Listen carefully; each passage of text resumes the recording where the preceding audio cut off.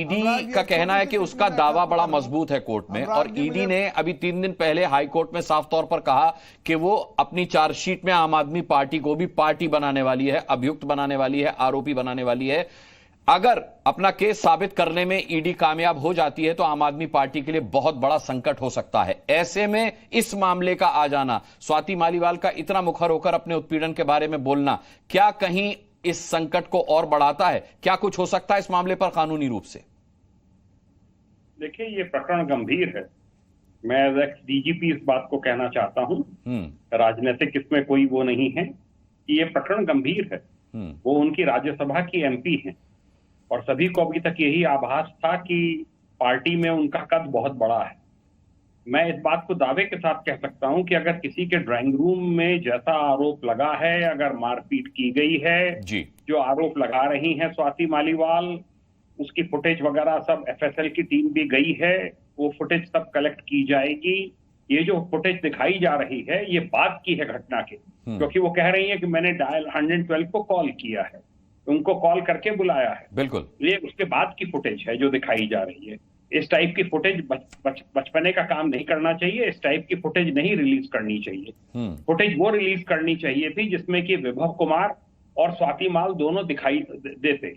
इसमें नहीं दिखाई दे रहे हैं कहीं पर भी। ये तो बाद में गार्ड्स वगैरह जो है इस कोशिश में हैं कि वो वहां से चली जाए। केवल एक पक्ष दिख रहा है जैन साहब इसमें, जिसमें स्वाति मालीवाल कहा जा रहा है कि धमकी दे रही है कि मुझे हाथ लगाया तो नौकरी खा जाऊंगी। अच्छा, देखिए, मैं लीगल पहलू ये है कि एफआईआर तो होती है फर्स्ट इंफॉर्मेशन रिपोर्ट।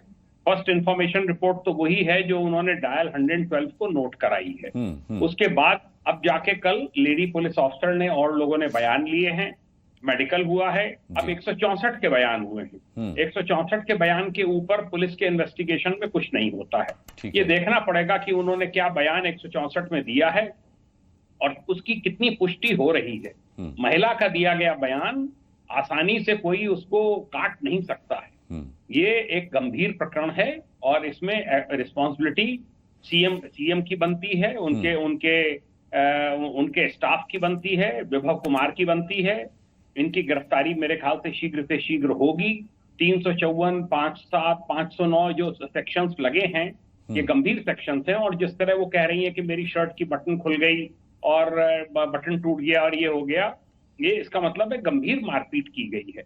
ये गंभीर प्रकरण है। एक राज्यसभा एमपी के साथ, जो कि मैं वहां की चेयरपर्सन भी रही हैं महिला आयोग की दिल्ली की कई साल तक, उनके साथ इस प्रकार का हादसा होना, ये इसकी गहन जांच होनी चाहिए, गहन तफ्तीश होनी चाहिए कि इसके पीछे प्रकरण क्या है। और मैं नहीं समझता कि इसमें कहीं अभी मुझे किसी पॉलिटिकल पार्टी का हाथ लग रहा है, क्योंकि उन्होंने खुद कहा कि बीजेपी इसमें कतई कोई राजनीति ना करे। राजनीति होनी भी नहीं चाहिए। एक महिला के सम्मान की बात है, उनको चोटें आई हैं, अगर उनका आत्मसम्मान को ठेस पहुंचाई गई है तो मैं समझता हूं कि इसमें हर किसी राइट थिंकिंग पर्सन को उनका साथ देना चाहिए। और जो भी इस प्रकरण में दोषी निकल के आए पुलिस की तफ्तीश में, उनके खिलाफ कड़ी कार्रवाई होनी चाहिए। ये जो ईडी की कार्रवाइयां चल रही थी इनके और मिनिस्टर्स पे औरों पे चल रही हैं, ये प्रकरण को बहुत और गंभीर बना देता है। इससे अरविंद केजरीवाल की, उनकी पार्टी की छवि नेशनल लेवल पे मेरा ये मानना है कि धूमिल हुई है। इसमें सब स्पष्ट रूप से ओन अप करना चाहिए था क्या घटना हुई, और तात्कालिक प्रभाव से कार्रवाई विभव कुमार के खिलाफ करनी चाहिए थी। मैं समझता हूं ये प्रकरण इतना तूल ना पकड़ता।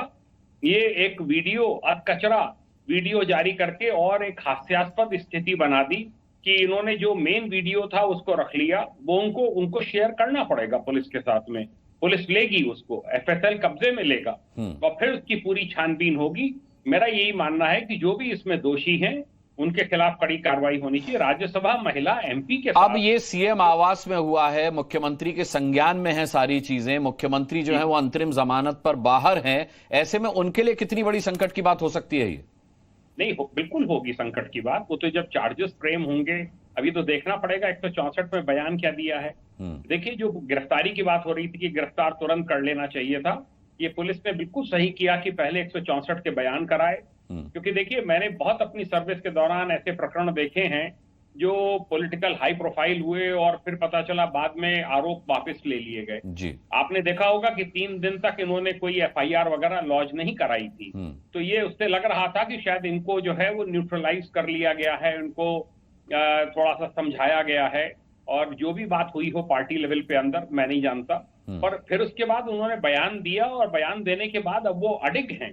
164 का बयान, 164 के बयान के बाद अब पुलिस को चाहिए कि इसमें अरेस्ट करें, इसमें अरेस्ट करके, और महिला आयोग ने भी अपने सामने पेशी के लिए कहा है, इससे परेशानी आपकी भी बढ़ेगी, अरविंद केजरीवाल की भी बढ़ेगी। इसमें मेरी समझ में ऐसा है कि इसके अलावा और कोई विकल्प नहीं है। इसमें कार्रवाई करनी होगी, कठोर कार्रवाई करनी होगी, और इससे बहुत शीशा लेदर होगी आने वाले समय में। शीशा लेदर होगी।